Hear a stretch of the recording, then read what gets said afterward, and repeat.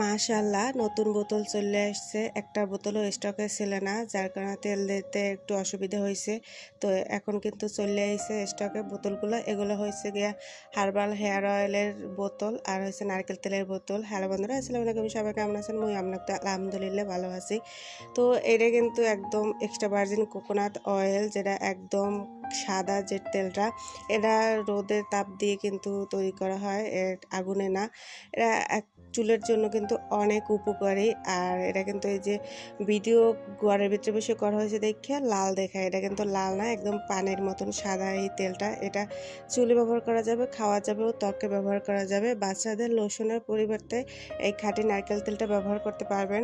তেলটার ঘ্রাণটা অনেক সুন্দর। আর খাঁটি নারকেল তেল যত রোদা হয় ততই কিন্তু ঘ্রাণ বেশি ভালো হয়। তো যারা খাঁটি নারকেল তেল নিতে চান তারা লিমা ফ্যাশন পেজে বা আইডিতে নক করতে পারেন।